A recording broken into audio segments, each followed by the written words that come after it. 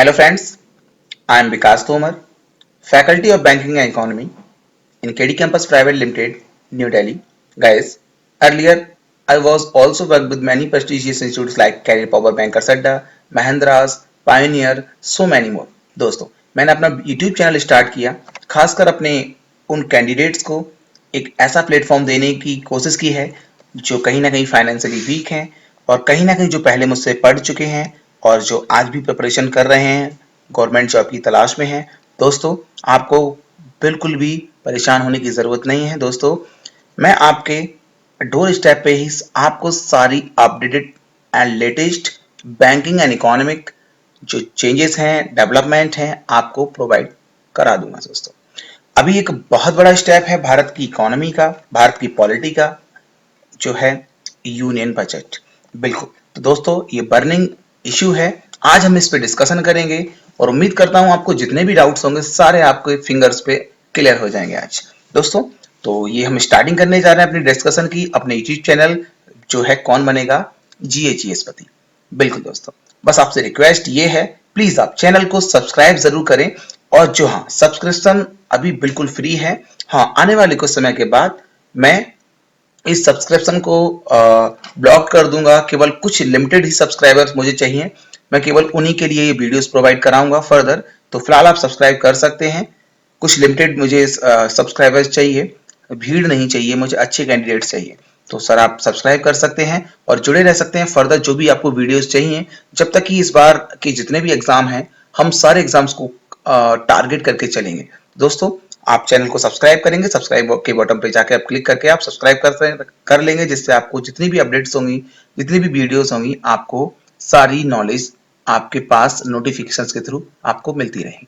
दोस्तों, तो union budget 2017-18 जो भारत के फाइनेंस मिनिस्टर अरुण जेटली के द्वारा प्रेजेंट किया गया और इस बजट को कहीं ना कहीं ऐतिहासिक रूप से देखा जाना चाहिए, क्योंकि सर 1921 में कमेटी बनाई ब्रिटिश गवर्नमेंट ने। इसका नाम था एकबर्थ कमेटी और इस कमेटी की रिकमेंडेशन के बाद भारत में यूनियन बजट से रेल बजट को अलग कर दिया गया और प्रधानमंत्री नरेंद्र मोदी जी ने लास्ट ईयर एक कमेटी बनाई विवेक देवरॉय की अध्यक्षता में रेलवे के रिकंस्ट्रक्शन के लिए और उस कमेटी ने रिकमेंडेशंस दी कि सर आप रेल बजट को आम बजट में मिला दीजिए, जो बहुत ही जरूरी स्टेप साबित होगा रेलवे के डेवलपमेंट के लिए। कहीं ना कहीं सरकार अच्छे से फोकस कर पाएगी। तो ऑनरेबल फाइनेंस मिनिस्टर ने ये बजट प्रेजेंट किया 1 फरवरी को। दोस्तों, यहाँ पे एक ट्विस्ट आ गया, 1 फरवरी जो आपको नजर आ रहा है। बेसिकली भारत में अंग्रेजों के जमाने से नियम था कि बजट जो था last working day of February को प्रेजेंट किया जाता था। दोस्तों, तो बहुत ही कम समय मिलता था सरकार को डिबेट करने के ऊपर इस बिल के लिए पार्लियामेंट में, क्योंकि इस पास भी कराना होता है। तो इस बार सरकार ने तय किया था कि sir 1 working day of February को हम बजट को प्रेजेंट करेंगे। कुछ पॉलिटिकल स्टंट भी लोगों ने किए कि सरकार बजट के द्वारा कि चुनाव होने वाले हैं कुछ राज्यों में, यूपी, पंजाब, गोवा, उनमें फायदा लेना चाह रही है। लेकिन सर बजट ने एकदम बिल्कुल उल्टा उन्होंने बजट में दिखाई दिया कि ऐसी कोई भी चुनावी लॉलीपॉप नहीं दी गई जिसकी लोग पॉलिटिकल पार्टीज थी उनको उम्मीद थी। खैर दोस्तों, देखते हैं इस इतिहासकारी हिस्टोरिकल बजट को। और बेसिकली मैं सर आपको एक बात बता दूं, ये जो बजट है रॉबिन हुड बजट है। रॉबिन हुड का मतलब एक फेमस डकैत था सर, वो अमीरों को लूटता था, गरीबों को बांट देता था। इस सरकार की काम करने की कहीं ना कहीं जो नीतियां हैं मोदी जी की, रॉबिन हुड की तरह काम किया है सर। भारत के इतिहास में लास्ट ईयर जो 16-17 का बजट था, पहली बार कोई बजट था जो एग्रीकल्चर को डेडिकेटेड था।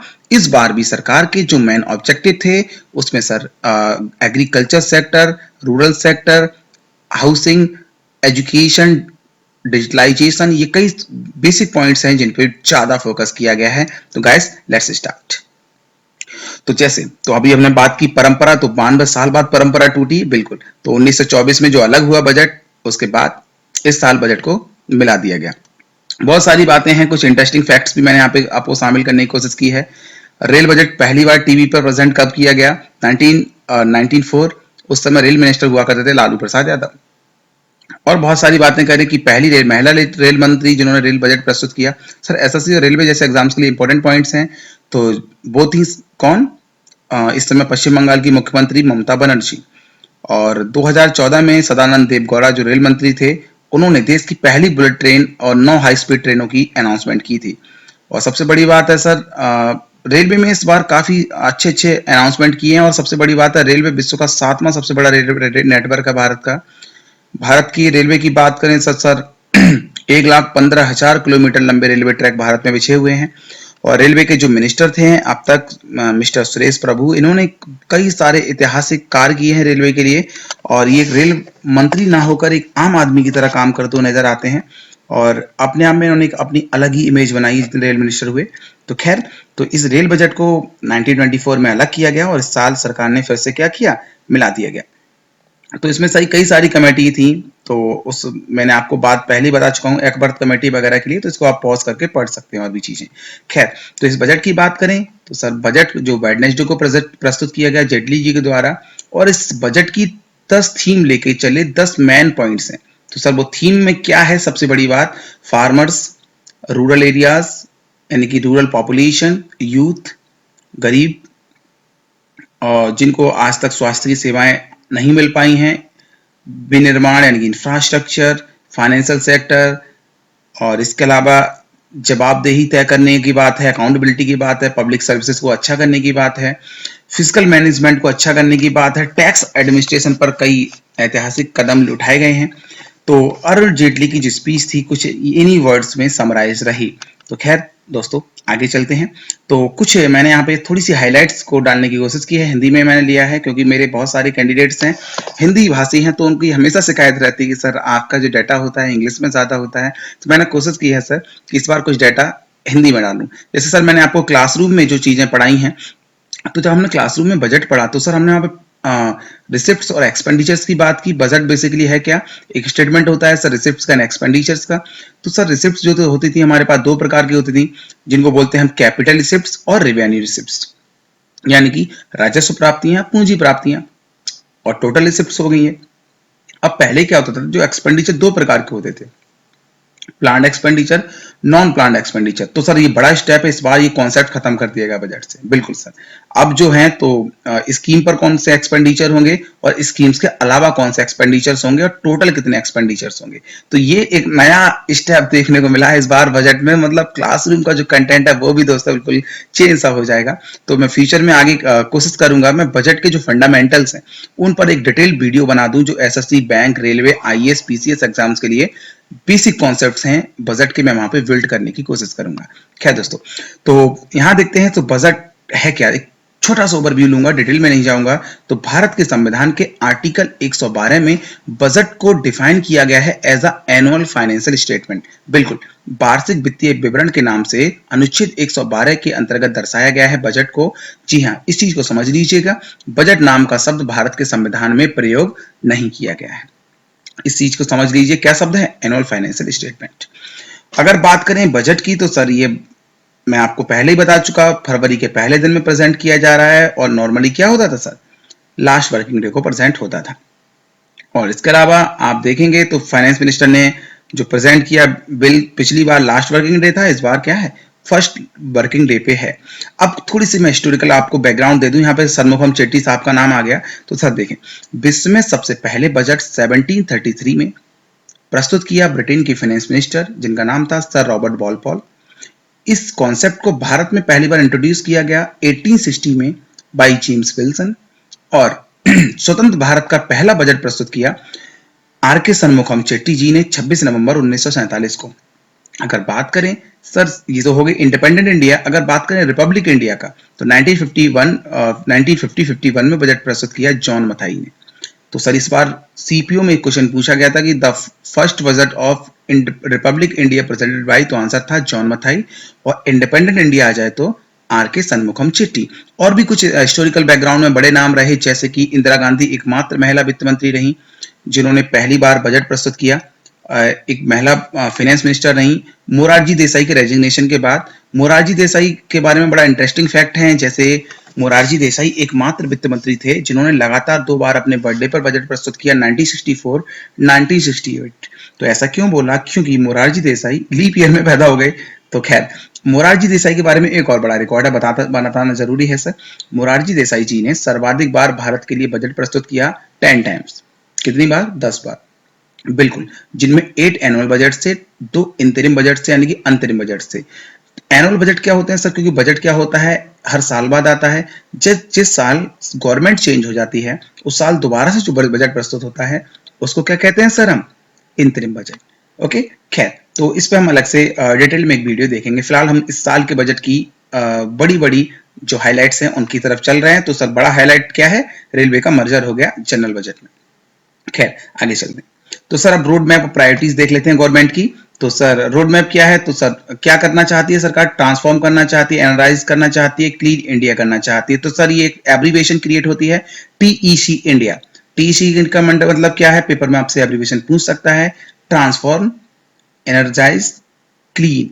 ओके, तो टीईसी। तो टीईसी इंडिया का मतलब क्या हो गया?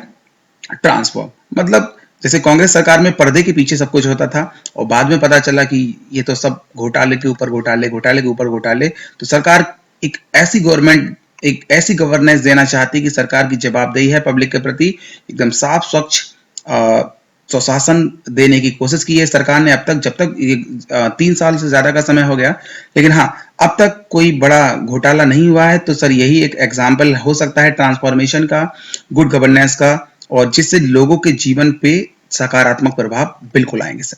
और एनर्जाइज की बात करें तो सर समाज के विभिन्न विभिन्न क्षेत्रों में, विशेषकर युवाओं और खासकर उन लोगों के लिए जो आज तक जो मेन स्ट्रीम में नहीं जुड़ चुके हैं, जुड़ पाए हैं, उनको सुविधाओं से बिल्कुल अभाव में हैं वो लोग, उनको इस लायक बनाना कि जो और जो देश का यूथ है उनके बराबर में खड़े हो सके, कंधे से कंधा मिला के। और दोस्तों, सफाई के लिए तो आपको पता ही है, सर प्रधानमंत्री मोदी जी ने एक प्रोग्राम शुरू किया था, स्वच्छ भारत अभियान। वो एक ट्रिब्यूट देना चाहते हैं महात्मा गांधी जी के बर्थडे पर कि तब तक भारत को क्या बना दे? स्वच्छ बना दे। खैर, तो ये 3 बड़े पॉइंट हैं। ट्रांसफॉर्म करना चाहते हैं, एनर्जाइज करना चाहते हैं और क्लीन करना चाहते हैं, दैट इज टीईसी। ओके, खैर आगे चलते हैं और आगे हम देखेंगे कुछ और पॉइंट्स। इस बजट की बात करें तो मैंने पहले ही बता चुका 10 प्लस हैं, वो 10 प्लस इंपॉर्टेंट हैं। पहला हो गए फार्मर्स, रूरल पॉपुलेशन, यूथ, गरीब और infrastructure, financial sector, digital economy, public service, physical management and tax administration. तो ये बजट की मेजर हेडलाइट्स को हम देख लेते हैं। तो सबसे बड़ी बात है, इस बार का बजट क्या है सर? इस बार के बजट की बात क्या है सर? तो बजट टोटल कितना है? 21.47, यानी कि 2147,000, यानी कि 21,47,000 करोड़। तो ये इंपॉर्टेंट डाटा है, 21,47,000 करोड़ दोस्तों। तो बजट एट अ ग्लांस तो मैं आपको दिखा देता हूं। कुछ इस पहिए पे आएंगे तो सर मैं इस पहिए को 1 रुपया मान लेते हैं, यानी कि 100% मान लेते हैं। तो इस पहिए में मैं आपको बड़ा इंटरेस्टिंग फैक्ट दिखाने जा रहा हूं। यहाँ आप पहले ये चीज समझ लीजिए, यहाँ जो डेटा बाहर दिखाई दे रहा है ब्रैकेट से, ये दिखाई दे रहा है फाइनेंशियल ईयर 2017-18 के लिए, और जो डेटा ब्रैकेट के अंदर है, ये डेटा है जो पिछले साल का बजट था 16-17 का। जैसे पहली बात करते हैं भारत के में पिछली साल जो टोटल बजट में जो हमारे पास मनी कम्स फ्रॉम का जो सोर्स था सर, उसमें 21% पैसा आया था बोरिंग्स और लाइबिलिटीज के थ्रू। लेकिन सर ये एक बड़ा अचीवमेंट है, इस साल इस 21% को घटाकर कितना कर दिया जाएगा? 19%। Sir this will be a great achievement to Indian economy, क्योंकि सर हमारे ऊपर ये बोरिंग और लाइबिलिटीज जब तक रहेंगी तब तक हमारा बजट हमेशा डेफिसिट में ही रहेगा। दूसरा सर आपको पता होना चाहिए, सबसे ज्यादा टैक्स कलेक्ट होता है कॉर्पोरेशन टैक्स से। तो लास्ट ईयर कॉर्पोरेशन टैक्स में, इस साल के बजट में, पिछले साल के बजट में 90% जो हिस्सा है, 19% जो हिस्सा है कॉर्पोरेशन टैक्स के थ्रू आता था, और इस साल भी 19% ही रहेगा, कम नहीं करना है सरकार ने। और यहाँ पे एक चीज है सर, देखिए इस बार सीजीएल के पेपर में क्वेश्चन पूछा गया कि सबसे ज्यादा पैसा सरकार के पास कहां से आता है। तो सर इसमें 21% पे नजर आ रहा है टॉप पे, तो वो आंसर था boring and other liabilities. Income tax के थ्रू अगर बात करें तो सर 16% पैसा कलेक्ट होगा। कस्टम्स की बात करें तो 9% पैसा कलेक्ट होगा, और जो ब्रैकेट में है वो आप देख सकते हैं पिछली साल क्या था। और सर सर्विस टैक्स अदर की बात करें तो 14%, और नॉन टैक्स रेवेन्यूज की बात करें तो 10%, और नॉन टैक्स कैपिटल रिसिप्ट की बात करें तो सर 10%। तो सर यहाँ कुछ कॉन्सेप्ट्स ऐसे होंगे जो आप नहीं समझ पा रहे हैं, तो यहाँ मैं कोशिश करूंगा ना इलेबोरेट करने की, तो कहीं ना कहीं वीडियो बहुत लंबी हो जाएगी, तो हम बजट पे बात नहीं कर पाएंगे। तो दोस्तों इसके लिए मेरी आप बजट के ऊपर फंडामेंटल वीडियो होगी। आप डिटेल में अगर ये टर्म्स आपने को नहीं सीखने को मिले हैं या आप मेरी क्लास में नहीं पढ़े हैं तो कोई दिक्कत नहीं है सर, मैं सारी चीजें मैं आपको क्लियर कर दूंगा। ये तो बात होगी पैसा आएगा कहाँ, पैसा जाएगा कहाँ सर। तो सर सबसे ज्यादा पैसा जाएगा भारत सरकार की स्पॉन्सर्ड स्कीम्स पर, उसके बाद स्टेट स्पॉन्सर्ड स्कीम्स पर, उसके बाद internal payments, defence subsidies, so on. कई सारे यहाँ पे डेटा हैं, आप इसको देख के समझ सकते हैं। रेवेन्यू रिसिप्ट्स का मतलब होता है ऐसी रिसिप्ट्स जो सरकार को लेने के बाद किसी को वापस करने की जरूरत नहीं होती, that mean these are assets. जैसे टैक्स रेवेन्यू की बात करें तो सर ये 3 सालों का आंकड़ा है। जब बजट बनाती है सरकार तो उसके पास दिमाग में 3 साल रहती है, लेकिन इस साल की बात करें सर तो यहाँ पर कहीं ना कहीं टैक्स का इस बार ये पड़ा देखिए आंकड़ा, यहाँ देखिए कांग्रेस सरकार में यहाँ आपको आंकड़ा दिखाई दे रहा है, और ये देखिए सरकार के आने के बाद इन्होंने टैक्स का जो कलेक्शन है बढ़ाया है सर, बढ़ाना जरूरी है। और अब ये 10 से बढ़ के सीधे कितने पे पहुंच जाएगा, 12, यानी कि 12 लाख करोड़। और यहाँ 10 लाख करोड़, 9 लाख करोड़ तो बड़ी बात है सर। और नॉन टैक्स रेवेन्यू भी यहाँ पे थोड़ा सा कम होगा। और इसके बाद कैपिटल रिसिप्ट्स की बात करें तो ऐसी रिसिप्ट्स होती हैं जो सरकार को लेने के बाद वापस करने की जरूरत होती है। जैसे सर लोन्स की बात हो जाए, बोरिंग एंड लायबिलिटीज की बात हो जाए, टोटल रिसिप्ट्स की बात हो जाए। यहाँ पे आप देख सकते हैं स्कीम पर कितना खर्च करेंगे और स्कीम पर कैसे खर्च करेंगे, टोटल एक्सपेंडिचर कितने होंगे। डेफिसिट्स की बात करें तो यहाँ पे सरकार को एक बड़ी सफलता हाथ लगी है। रेवेन्यू डेफिसिट देख सकते हैं आप, देखिए हर साल 12 साल सरकार ने डेफिसिट कम किया है। यही है सर अच्छे दिन, लोगों को नहीं दिखाई देंगे सर, बट आप लोग पढ़े लिखे आप समझ सकते हैं कि क्या चल रहा है।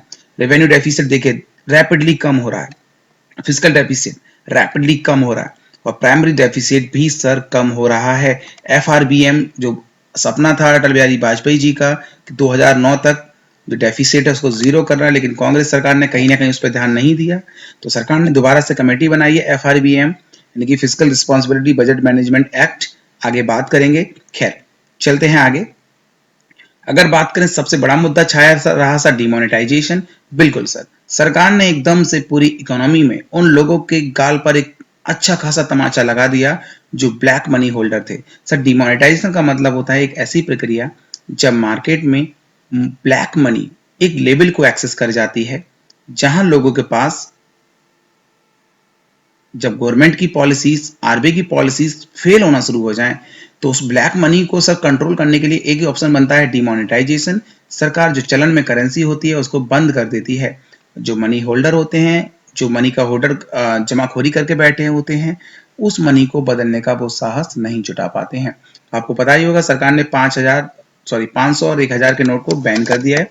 तो डिमोनेटाइजेशन से सर इकोनॉमी पर काफी पॉजिटिव इंपैक्ट मिलेंगे लॉन्ग टर्म के, और शॉर्ट टर्म में भी कोई बड़ा इफेक्ट नहीं पड़ा। इकोनॉमिक सर्वे में बताया गया 0.25 से लेकर 0.5% का ही इंपैक्ट पड़ा।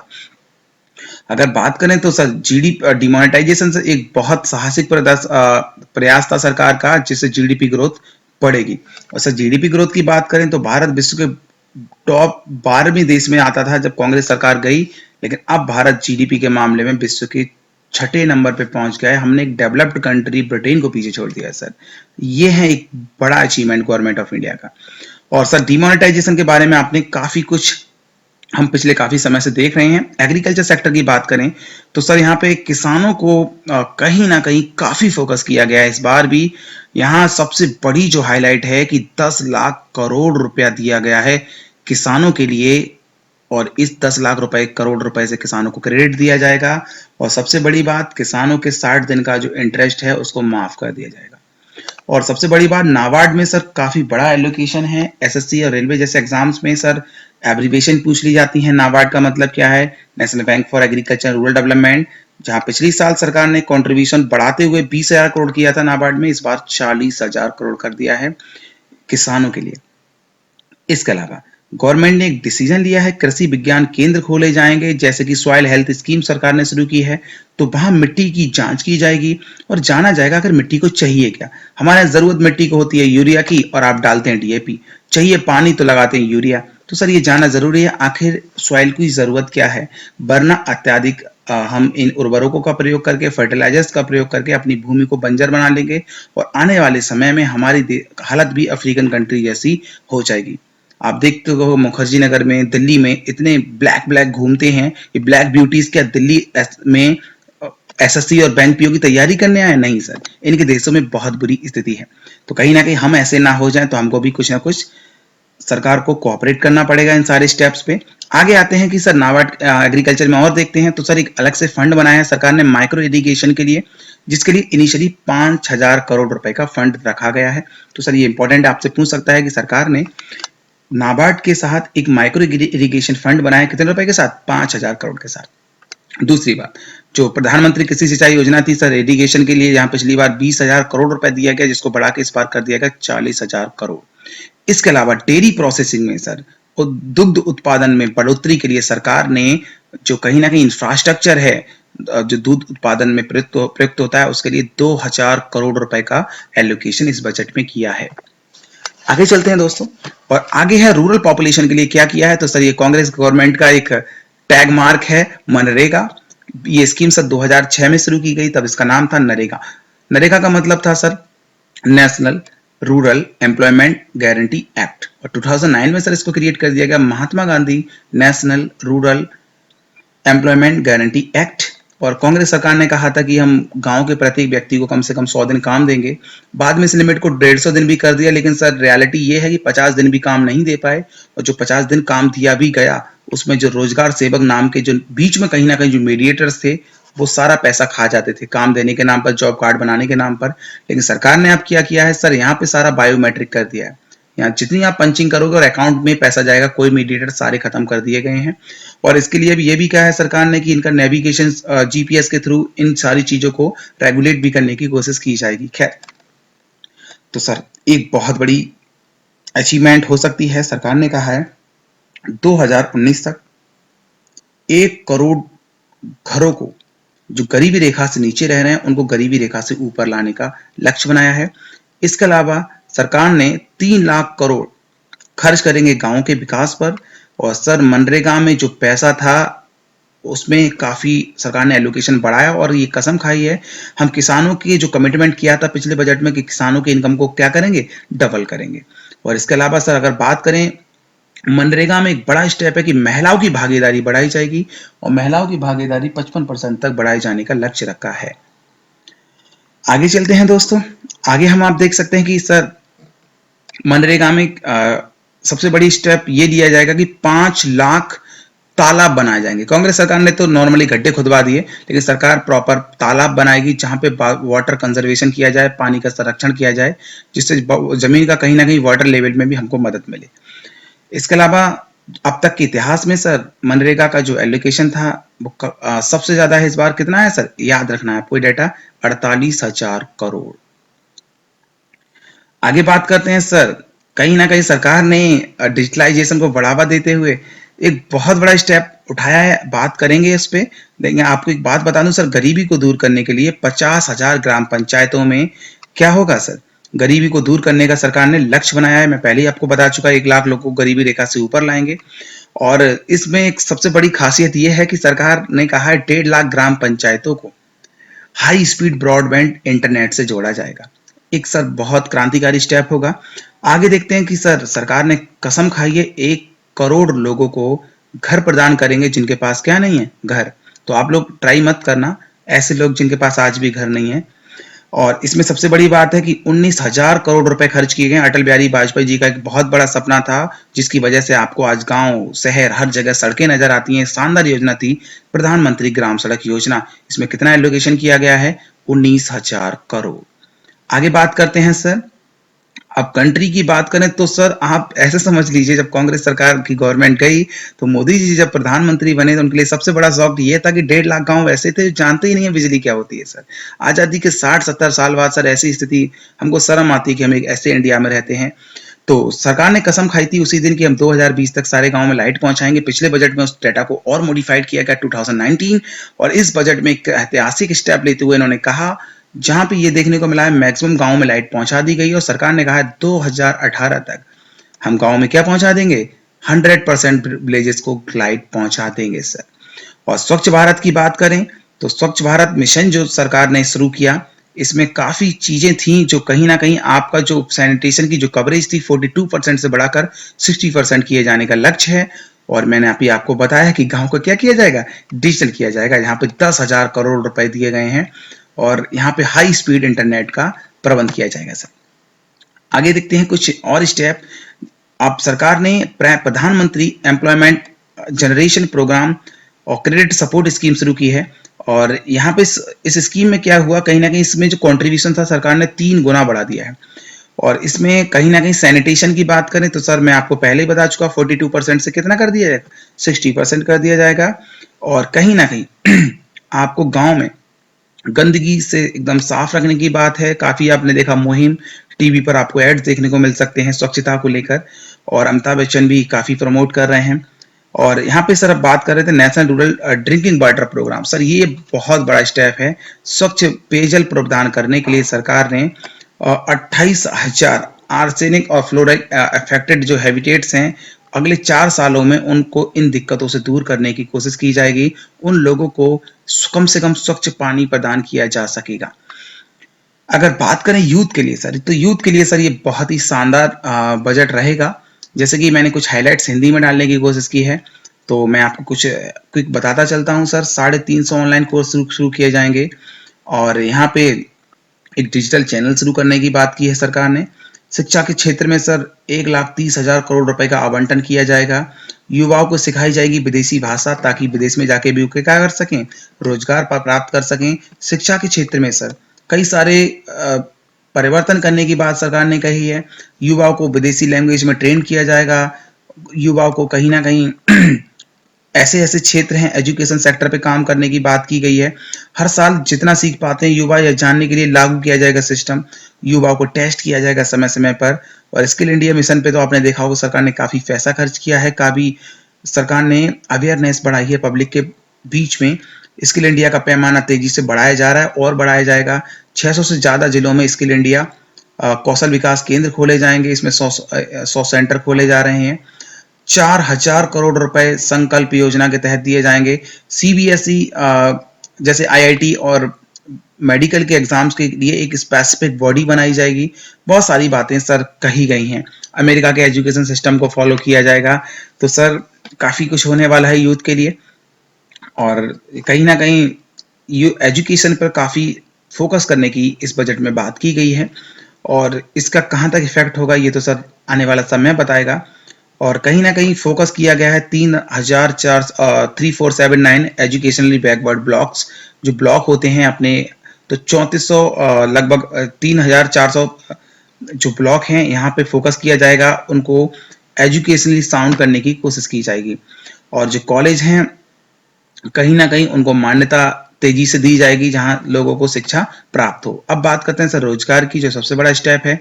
अगर हम बात करें 2050 तक देश में 15 से 64 वर्ष के कामकाजी वाली आबादी भारत में सर्वाधिक है। मैं पहले ही आपको बता चुका हूँ, भारत विश्व का एकमात्र देश है जिसकी सर्वाधिक पॉपुलेशन युवा है। और यहाँ 28 करोड़ नौकरियों की जरूरत है। और यूनाइटेड नेशंस की एक रिपोर्ट के अनुसार 22 वर्षों में 30 करोड़ लोगों को नौकरी की तलाश है। इसमें केवल 14 करोड़ लोगों को ही नौकरी मिली है। तो सर यहाँ कहीं ना कहीं बेरोजगारी एक बहुत बड़ा इशू है भारत में। तो यहाँ पे कुछ मैंने आंकड़े देने की बात की है, इनको देखकर आप पॉज करके वीडियो समझ सकते हैं। और यहाँ पे किस प्रकार रोजगार का डिस्ट्रीब्यूशन है तो आप देख के समझ सकते हैं। खैर, बजट की बात करते हैं तो स्किल इंडिया मिशन के तहत सरकार ने 100 इंटरनेशनल सेंटर खोलने की बात की है, जहां विदेश में भी युवाओं को ट्रेनिंग दी जाएगी, जिससे विदेश में भी वो उनको काम मिल सके। और कई सारे फॉरेन लैंग्वेज में कोर्स कराए जाएंगे, अर्लियर हमने देखा। और ये बहुत बड़ा स्टेप है सर, जो पीजी पोस्ट ग्रेजुएशन सीट्स होती हैं सर मेडिकल में, खासकर यहाँ पे मैं मेंशन नहीं किया है, मैंने ध्यान नहीं दिया, कोई दिक्कत नहीं है। मेडिकल साइंसेज में एमबीबीएस के बाद सर जो एमडी एमएस होता है उसके लिए भारत में सीटें ही नहीं थी, तो बाहर से करने जाते थे लोग और सारे लोग एफोर्ड नहीं कर पाते थे। और भारत में मेडिकल साइंसेज पर बहुत काम किया जाना बाकी है, उसमें एक बहुत बड़ा स्टेप है। तो 5,000 नई सीटें क्रिएट की गई हैं सर मेडिकल साइंसेज में पोस्ट ग्रेजुएशन डिग्री के लिए। और आगे देखते हैं सर, अगर बात करें स्वयं प्लेटफॉर्म शुरू किया जाएगा और इसमें कहीं ना कहीं इंफॉर्मेशन टेक्नोलॉजी को बढ़ावा दिया जाएगा। 350 ऑनलाइन कोर्स शुरू किए जाएंगे।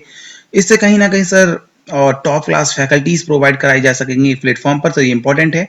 तो पेपर में पूछ सकता है सरकार ने कौन से प्लेटफॉर्म को शुरू करने की बात की है डिजिटल एजुकेशन के लिए, और कितने कोर्स शुरू किए जाएंगे। तो 350 कोर्स होंगे, और कोर्स प्रोग्राम का नाम क्या है, स्वयं।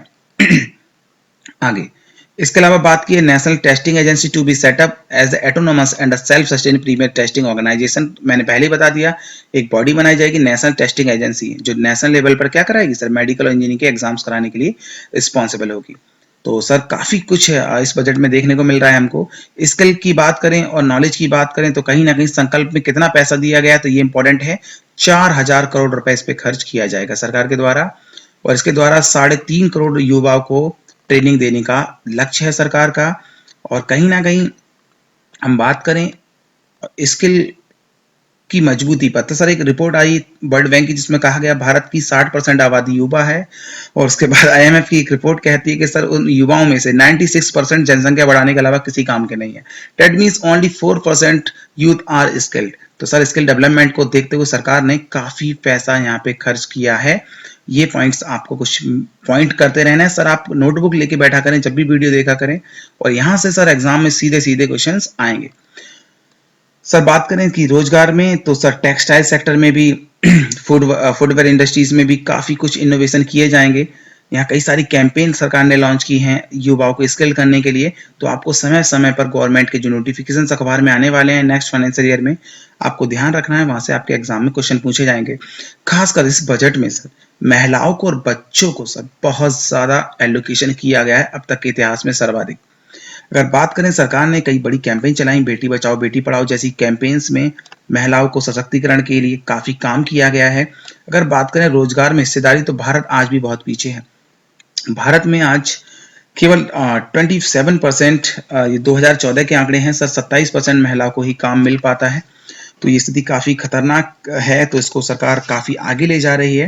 अगर ओवरऑल देखें तो सर भारत में ये आपको कुछ मैंने स्टैटिस्टिक्स दी हैं, यहाँ से समझ सकते हैं।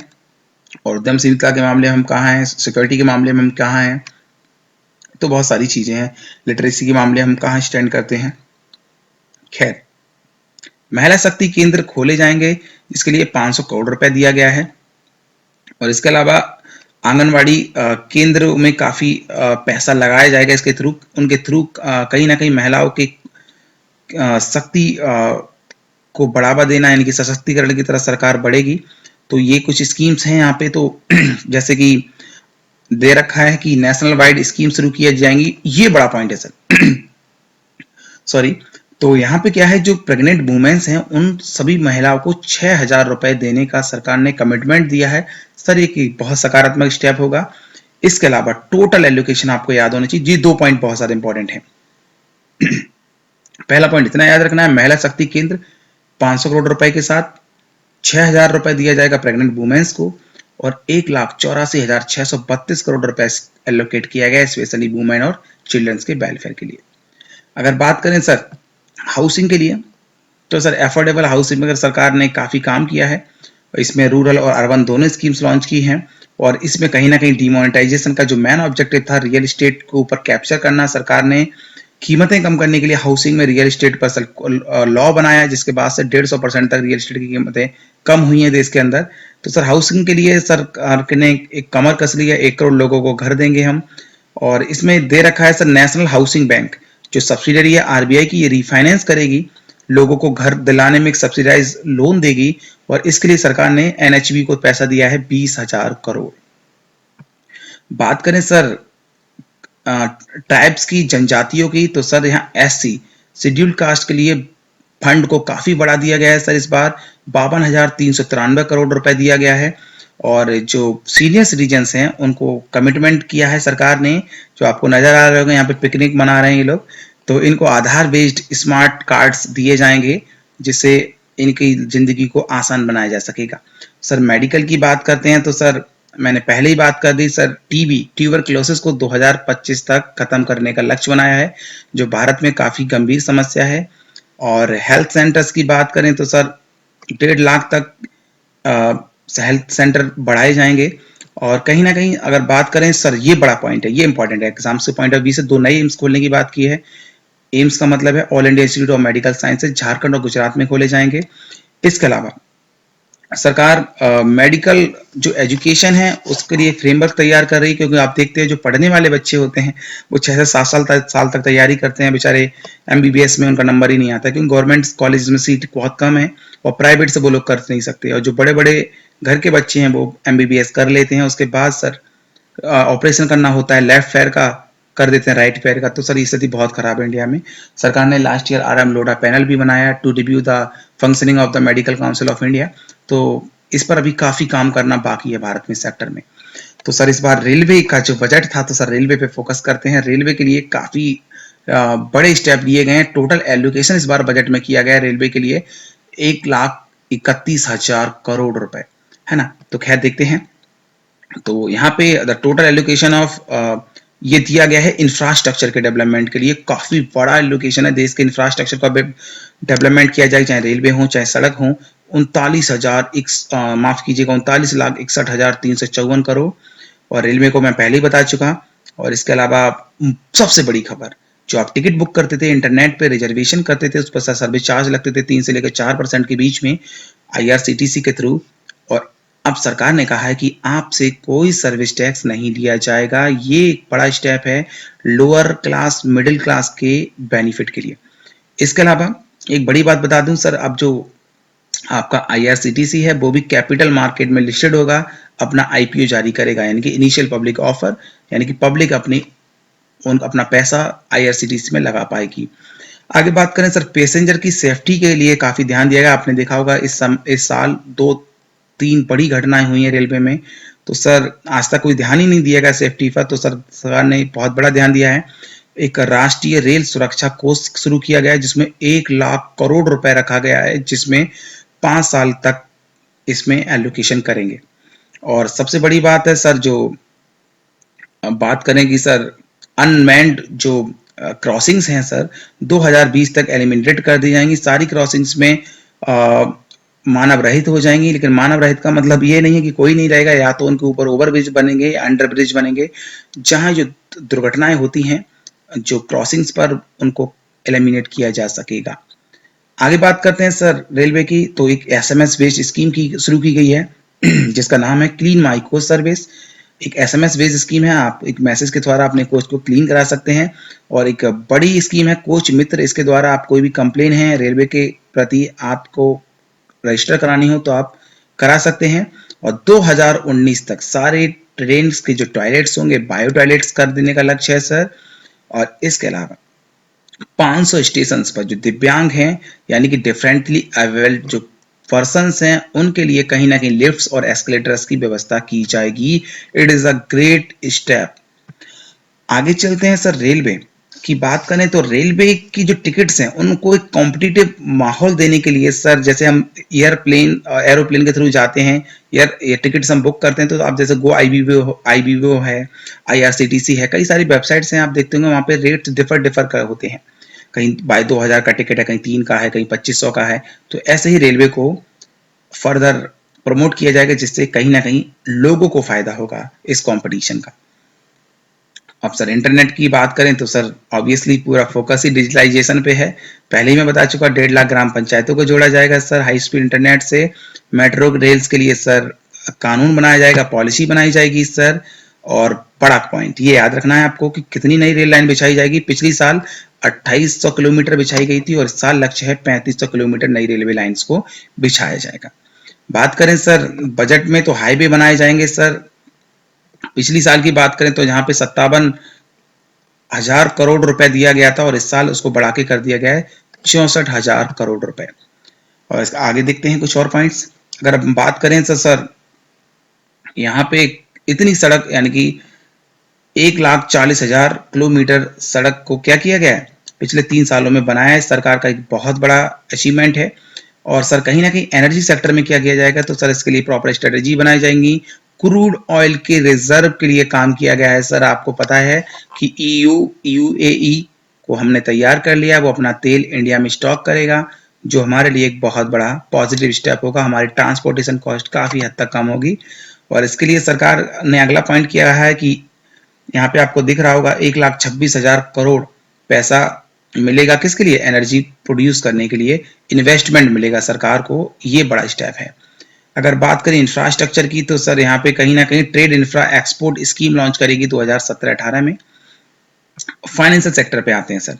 एक बड़ी बात मैं आपको बता दूं, एफडीआई का मतलब होता है फॉरेन डायरेक्ट इन्वेस्टमेंट, प्रत्यक्ष विदेशी निवेश। भारत में दो तरीके से पैसा आता है, एक है ऑटोमेटेड रूट, एक होता है government approved route. Automated route का मतलब होता है ऐसा रूट जहां जब कोई फॉरेन इंस्टीट्यूट भारत में पैसा इन्वेस्ट करना चाहता है तो उसको प्रायर अप्रूवल लेना पड़ता है गवर्नमेंट ऑफ इंडिया से। लेकिन ऑटोमेटेड रूट में कोई प्रायर अप्रूवल लेने की जरूरत नहीं है, only notification of RBI is required. तो सर ये बड़ा अचीवमेंट है। सरकार ने बताया कि 90% जो एफडीआई भारत में आ रही है वो ऑटोमेटेड रूट के थ्रू आ रही है। तो यानी कि जो एक ऑर्गेनाइजेशन था सर जहां पे एप्लीकेशन करते थे गवर्नमेंट अप्रूव्ड रूट के थ्रू, जो था FIPB, foreign investment promotional board, अब सरकार ने कहा है उस बोर्ड को हम खत्म कर देंगे। ये एक ऐतिहासिक स्टेप है फॉरेन इन्वेस्टर्स की जो हैसल थे उनको फ्री करने का, कहीं ना कहीं उनको एक स्मूथ एनवायरनमेंट देने का कि वो आप आए, आपको कोई दिक्कत नहीं होगी, आपको कहीं नहीं भटकना पड़ेगा, आप अपना पैसा भारत में इन्वेस्ट करें, जिससे भारत के इंफ्रास्ट्रक्चर और यूथ को एम्प्लॉयमेंट दिया जा सके, इंफ्रास्ट्रक्चर का डेवलपमेंट किया जा सके। बात मैं पहले ही बता चुका सर, IRCTC लिस्टेड होगी। और आगे बात करते हैं सर, तो बिल को अब पास होना ही है पार्लियामेंट में। तो आगे बात करते हैं sir, foreign investment promotion board को क्या कर दिया? एबॉलिश कर दिया, जहां पे गवर्नमेंट अप्रूव रूट के थ्रू पैसा आता था, इससे परमिशन लेनी पड़ती थी। और आगे बात करते हैं सर, कई सारे आपको स्टेप दिखेंगे यहाँ पे। कंप्यूटर इमरजेंसी रिस्पांस टीम बनाई जाएगी, फाइनेंशियल सेक्टर को रेगुलेट करने के लिए एक टीम बनाई जाएगी। तो फर्दर आगे जो भी गवर्नमेंट इसमें अनाउंसमेंट करेगी तब ये चीजें समझ पाएंगे, अभी हम इन पर हम ज्यादा डिस्कशन कुछ कर नहीं सकते, क्योंकि गवर्नमेंट इस स्कीम को जब लॉन्च करेगी तो डिटेल से बताएगी कैसा क्या करने वाले हैं वो लोग। आगे बात करते हैं प्रधानमंत्री मुद्रा योजना। सर एक बहुत बड़ी स्कीम है, जहां सरकार ने देखा इतने सारे युवा हैं तो सबको नौकरी नहीं दी जा सकती, और नौकरी से सर होगा क्या सर? तो नौकरी कहीं ना कहीं भारत में रिसोर्सेज को बढ़ाने के लिए सर प्रोडक्शन बहुत जरूरी है। तो यूथ का स्किल डेवलपमेंट करने के साथ साथ सरकार ने कहा है कि आप स्टार्टअप्स करो, अपना खुद का व्यापार करो। इसके लिए एक मुद्रा बैंक बनाई गई।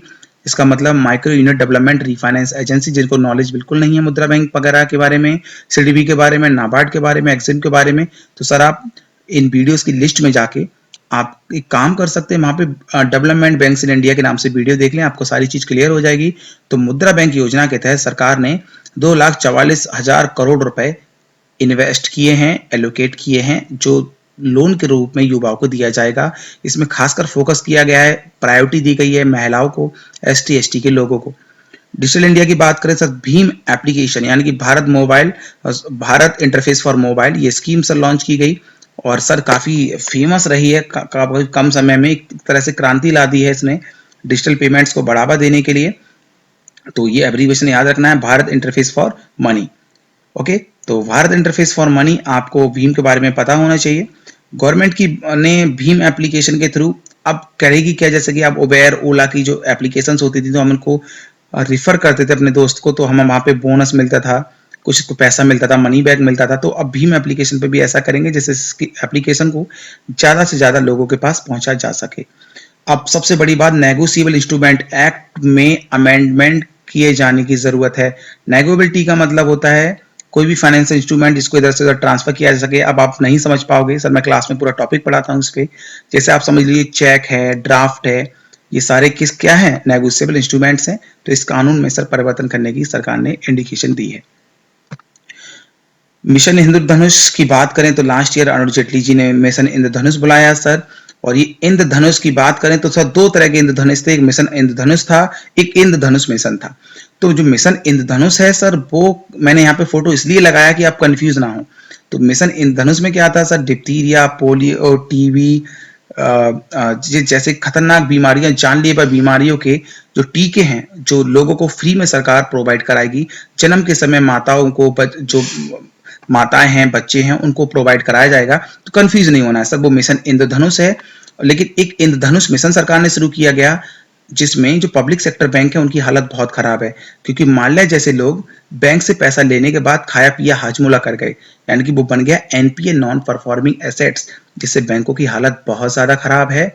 और अगर बैंक के साथ कुछ भी ऊंच नीच होती है, बैंक दिवालिया हो गई तो सर पब्लिक बर्बाद हो जाएगी। तो सरकार ने इंद्रधनुष मिशन के तहत इस साल बैंकों में 10,000 करोड़ रुपए रिकैपिटलाइजेशन के लिए एलोकेट किए हैं। तो सर ये बहुत इंपॉर्टेंट है बैंकिंग एग्जाम्स के लिए। तो सरकार ने इस बार के बजट में इंद्रधनुष मिशन के लिए कितना पैसा एलोकेट किया? 10,000 करोड़। और सबसे बड़ी बात, माल्या साहब नजर आ रहे हैं आपको, ललित मोदी जी नजर आ रहे हैं, ये पैसा कमाने के बाद, लेने के बाद भाग जाते हैं। तो सरकार ने इस बार साफ कह दिया है कि जितने भी भगोड़े हैं उनकी संपत्ति को क्या किया जाएगा? जब्त किया जाएगा।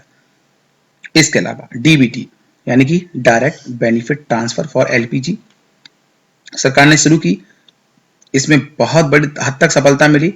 यहाँ सरकार ने कई सारी स्कीम्स भी शुरू की। गरीबों को आपने देखा होगा कि एक पहल योजना शुरू की गई जहाँ सब्सिडी को अकाउंट में ट्रांसफर किया गया।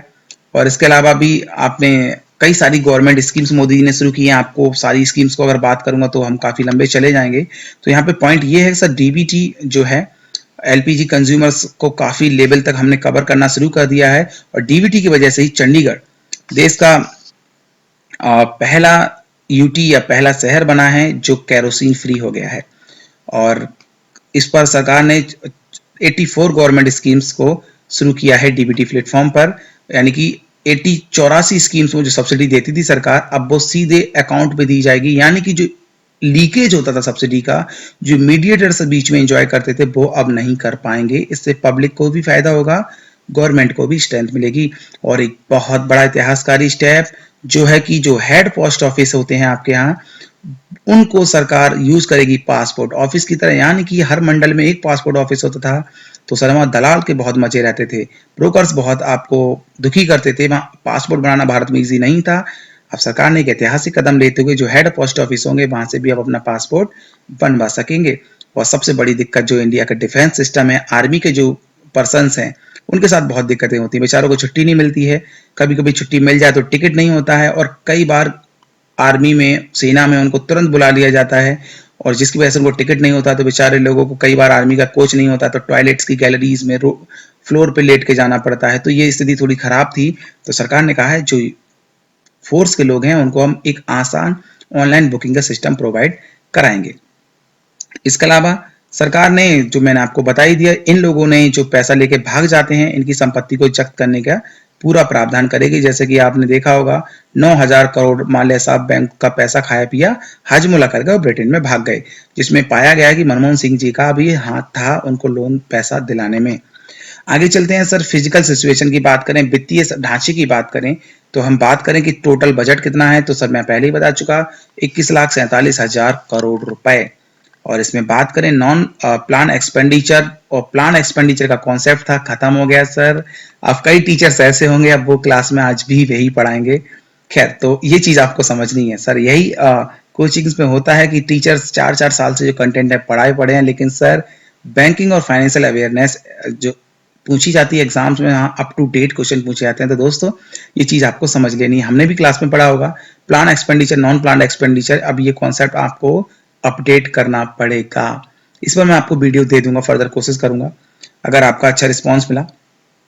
और कैपिटल एक्सपेंडिचर्स की बात करें तो 25.4, और अगर बात करें सर 3,000 करोड़ रुपए खर्च किए जाएंगे डिपार्टमेंट ऑफ इकोनॉमिक अफेयर्स जो बजट की अनाउंसमेंट को लागू करने के लिए।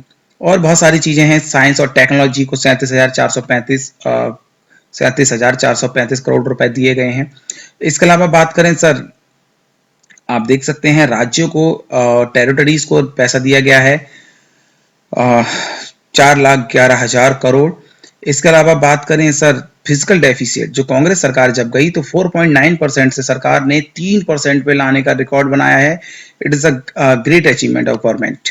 रेवेन्यू डेफिसिट 1.9%, और ये डेफिसिट्स के जो रेट्स हैं आपको याद रखने हैं। ये टर्म्स क्या हैं तो सर यहाँ बताना थोड़ा सा मुश्किल है, मैं आपको फर्दर वीडियो, जिन्हें नहीं पता है, मेरे स्टूडेंट्स को तो पता होगा सबको, जिन्हें नहीं पता है, जो मेरे स्टूडेंट नहीं हैं, उनको मैं सर दूसरी वीडियो बना के अपलोड कर दूंगा।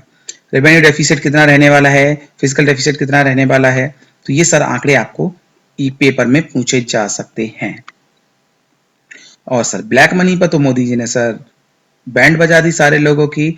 और सबसे बड़ा स्टेप, भारत के इतिहास में पहली बार किसी सरकार ने पॉलिटिकल पार्टीज के फंड पर अटैक किया और सरकार ने कहा है कि 2000 से अधिक का नगद का चंदा राजनीतिक पार्टियां नहीं ले पाएंगी और राजनीतिक पार्टियों को भी अपना जो ट्रांजेक्शन्स हैं ट्रांसपेरेंट रूप से दिखाने पड़ेंगे, उनको भी रिटर्न भरना पड़ेगा।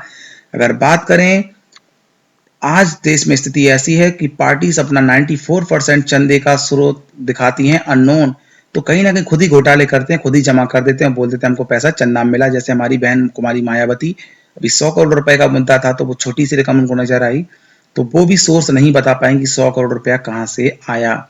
तो सर ये इंडिया में बहुत बड़ा स्टेप है कि क्या स्टेप है कि 2000 रुपए से ज्यादा कैश में चंदा नहीं लिया जा सकता। तो सर ये बड़ा स्टेप है, या तो आप चेक से पैसा दीजिए या फिर डिजिटल प्लेटफॉर्म्स का आप यूज कीजिए।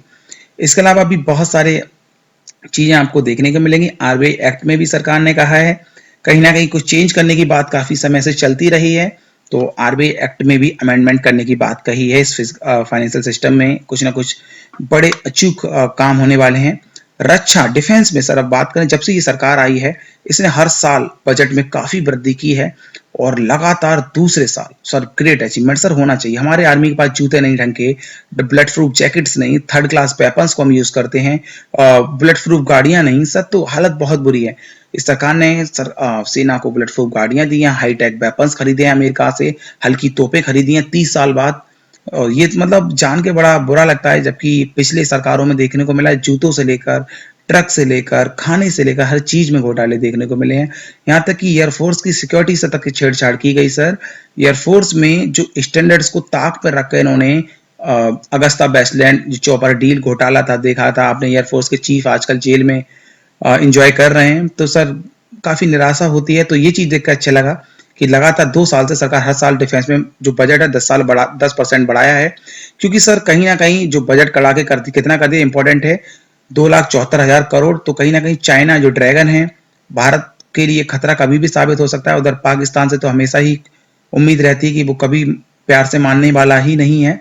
तो आर्मी पर काफी फोकस किया गया। अगर अच्छा बजट की बात करें, इतना सब करने के बाद भी भारत कहीं नहीं ठहरता है। देखिए सर, हम अमेरिका, चीन, रूस, सऊदी अरब, फ्रांस, ब्रिटेन के बाद हमारा कहीं नंबर आता है। खैर, ये कुछ अच्छे इंडिकेटर हैं कि हम जर्मनी, जापान और साउथ कोरिया से आगे निकल पाए हैं कुछ पिछले 2-3 सालों में। और सीमा को सुरक्षित बनाने के लिए काफी चीजें सरकार ने की हैं। देखिए आपको यहाँ नजर आ रहे हैं आंकड़े, और यहाँ पे सर परमाणु बॉम्ब से लेकर हेलीकॉप्टर से लेकर रॉकेट सिस्टम से लेकर काफी कुछ अनाउंसमेंट बजट में की गई। तो आपको ये डाटा याद रखना है, कितना, 2,74,000 करोड़ लगभग। आगे चलते हैं टैक्सेशन में सर, क्योंकि टैक्स का दायरा दिन ब दिन घटता जा रहा था। तो सर क्योंकि भारत में केवल 4% लोग ही लगभग टैक्स देते थे, और इस बार तो सर डिमोनेटाइजेशन के बाद उम्मीद सरकार ने की है कि 34% 35% लोग टैक्स जमा करेंगे। आप देख सकते हैं जो करदाता हैं, नंबर थोड़ा थोड़ा बड़ा है, लेकिन जो जीडीपी में कहीं ना कहीं कोई खास कंट्रीब्यूशन नहीं है। और टैक्स की बात करें तो सर इनकम टैक्स जो एक बड़ा स्टेप है भारत में, इस पे एक काफी बात की है सरकार ने, मैं बताऊंगा आपको फर्दर।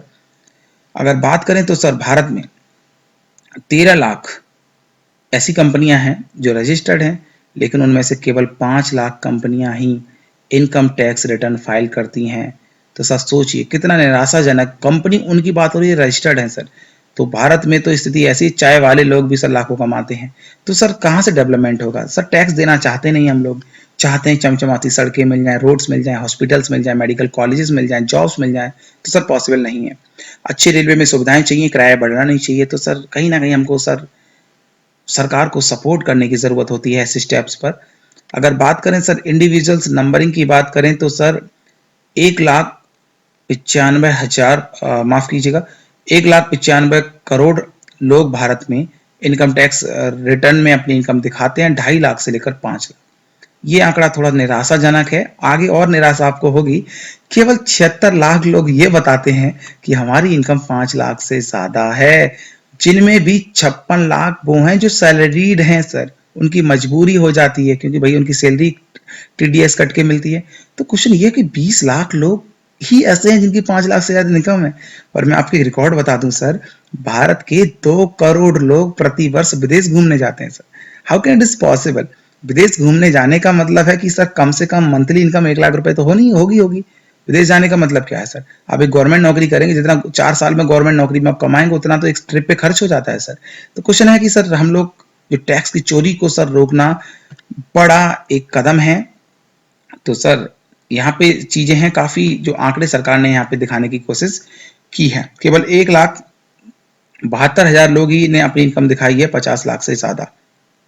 लेकिन सर ये आंकड़े कहीं ना कहीं भारत के लोगों का स्टैंडर्ड देखकर जस्टिफाई अपने स्टेटस को नहीं कर पा रहे हैं। आगे बात करते हैं तो सर हमारे लिए अच्छे स्टेप्स क्या हैं? तो अच्छे स्टेप्स हम देखेंगे तो सरकार ने कहा है कि 8 नवंबर और दिसंबर के बीच में जिन्होंने 2 लाख से ज़्यादा पैसा जमा किया और 80 लाख तक के बीच में जमा किया, तो कितने खाते थे? तो आप देख सकते हैं 1,09,00,000 खातों में इतना पैसा जमा हुआ। टैक्स रेवेन्यू की बात करें तो सर कुछ इस बार काफ़ी रेवेन्यू आप 13-14 का देखेंगे तो सर कितने कम आंकड़े आपको यहाँ नजर आ रहे हैं।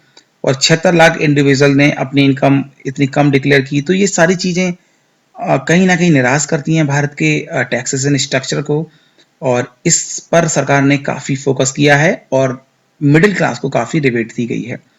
और सरकार ने उम्मीद जताई है जो एडवांस टैक्स जो रिटर्न भरेंगे लोग, जो पर्सनल इनकम टैक्स की बात है, तो इस बार लगभग 35% तक एक क्वार्टर में वृद्धि होने की उम्मीद की गई है। और लॉन्ग टर्म कैपिटल गेन जो है, जो पहले सर आपको पता होना चाहिए 3 साल था, जिसको घटाकर 2 साल कर दिया गया है। आगे है अगर प्रपोजल की बात करें जो मैट की, तो जो मैट है तो अगले 15 साल तक के लिए लागू किया गया है। कैपिटल गेन टैक्स की बात कर रहे हैं तो सर टैक्सेशन की बात है तो सर यहाँ पे थोड़ा सा आपको दिक्कत हो सकती है, क्योंकि सर इस पर हमको एक अलग से टॉपिक पढ़ना होगा। तो फिलहाल मैं कुछ मेजर पॉइंट्स आपको डिस्कस कर देता हूँ। मेजर पॉइंट्स जो एमएसएमई हैं और माइक्रो स्मॉल जो एंटरप्राइजेज हैं, micro small and medium enterprises, इनके लिए भी सरकार ने काफ़ी अच्छे स्टेप्स यहाँ पे लिए हैं। आप देख सकते हैं टैक्स को रिड्यूस किया है। जो स्मॉल कंपनीज हैं जिनका टर्नओवर 50 करोड़ तक है, उनके टैक्सेशन को 25%, माफ़ कीजिएगा, जो स्मॉल कंपनीज हैं उनका टर्नओवर क्या है 50 करोड़ तक है और उनको 25%, और 67 लाख कंपनीज इसके अंदर आती हैं सर। और कहीं ना कहीं आप देखेंगे तो सर ये काफ़ी स्टेप्स हैं। अगर मैं डेप्थ में जाता हूं तो सर बहुत डाटा हो जाएगा, लेकिन मैं आपको उतनी बात बताऊंगा जो एग्जाम्स के पॉइंट ऑफ व्यू से इंपॉर्टेंट हैं आपके लिए। तो यहाँ पे कई सारे अमेंडमेंट किए गए हैं, ये एक बड़ा स्टेप है सर। कुछ इंपॉर्टेंट पॉइंट्स हैं जैसे कि इनकम टैक्स एक्ट जो है, और यहाँ पे क्या किया गया है सर, 3 लाख से ज़्यादा कैश में ट्रांजैक्शन अब भारत में आप नहीं कर पाओगे। कानून में ये अमेंडमेंट किया जाएगा, यानी कि 3 लाख नगद ही आप कोई लेन देन कर पाएंगे। यहाँ टैक्स स्लैब आपको नजर आ रहा है। इस टैक्स स्लैब में आप देखेंगे 2.5 लाख तक पहले नील था, तो अब एक इन्होंने स्टेप किया कि 3 लाख तक जिनकी इनकम है उनसे कोई टैक्स नहीं लिया जाएगा। और जो पहले स्लैब था 2.5 लाख से 5 लाख वाला, जहां 10% टैक्स था, जिसको घटाकर 5% कर दिया गया है। तो यहाँ लगभग 12,500 रुपए के आसपास सभी लोगों को एक सरकार ने बड़ा बेनिफिट दिया है। और जो डोनेशन है, ये स्टेप बहुत अच्छा है सर। डोनेशन चंदे के रूप में 10,000 थी पहले, जिसको घटा के 2,000 रुपए कर दी है कि कैश में अगर आप डोनेशन देना चाहते हैं 2,000 रुपए तक ही दे सकते हैं, वरना चेक दीजिए, डिजिटल प्लेटफॉर्म्स का यूज कीजिए। और कहीं ना कहीं तो सर इसमें डायरेक्ट टैक्स में लॉस भी होगा। सरकार ने जो डिस्काउंट दिया है 20,000 करोड़ का। अब यहाँ पे बात करते हैं तो सर मैं आपको बता चुका हूँ 2.5 लाख से 5 लाख वाला इंडेक्स 10% से 5% कर दिया गया है। इसके अलावा अगर बात करें टैक्स पेयर्स की, तो फिर कहीं ना कहीं 12,500 रुपए का लगभग फायदा होता हुआ नजर आ रहा है। और इसके अलावा तो ये middle class, lower middle class के लिए एक बड़ा स्टेप है। तो यहाँ पे कुछ आंकड़े आपको नजर आ रहे हैं। सीनियर सिटीजन के लिए स्लैब कुछ अलग है, तो वो आप यहाँ पे देखकर समझ सकते हैं। आगे चलते हैं सर। लेकिन एक स्टेप है सर, 20,000 करोड़ का नुकसान सरकार कैसे वहन करेगी? तो पहले क्या होता था, 2.5 लाख तक कोई टैक्स नहीं, 2.5 से 5 10%, 5 से 10 20%, 10 लाख से ऊपर 30%। 30% कब तक? 1 करोड़ तक। और 1 करोड़ के बाद आप पे सरचार्ज लगता था, यानी कि टैक्स ऑन टैक्स। यानी कि जो सरकार ने पिछली बार 15% कर दिया था बढ़ाकर, यानी कि अगर आपका 1 करोड़ पर अगर आपका मान लो 30 लाख आपको टैक्स देना पड़ रहा है, तो उस पर 15% आपको क्या देना पड़ेगा? सरचार्ज लग जाएगा। उस 30 लाख का 15% आपको और ऐड करना पड़ेगा। तो यहाँ एक नया स्टेप लागू किया है सरकार ने, और वो स्टेप ये है कि सर 50 लाख से ऊपर और 1 करोड़ के बीच में जो पैसा होगा, उस पर सर 10% सरचार्ज सरकार ने इंट्रोड्यूस किया है। ये एक बड़ा स्टेप है सर। और 1 करोड़ से ऊपर 15% सरचार्ज लगेगा पहले की तरह। जीएसटी की बात करें तो सर जीएसटी पर सरकार तेजी से काम कर रही है। विपक्ष ने 2.5-3 साल तक पास नहीं होने दिया बिल और लगभग फाइनलाइज्ड हो चुका है। सरकार ने काफी कोशिश की है जीएसटी में पब्लिक को राहत देने की। तो हाँ, यहाँ एक्साइज ड्यूटी में थोड़े से चेंजेस किए गए हैं, जिसके बाद आप जीएसटी लागू हो जाएगा तो सारे इनडायरेक्ट टैक्सेस को रिप्लेस कर देगा, एक ही टैक्स रह जाएगा।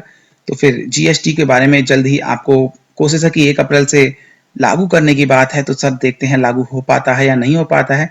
खैर, तो चलते चलते देख लेते हैं कि सर जो एक्साइज ड्यूटी में कुछ चेंजेस किए गए हैं तो उससे क्या महंगा हुआ, क्या सस्ता हुआ।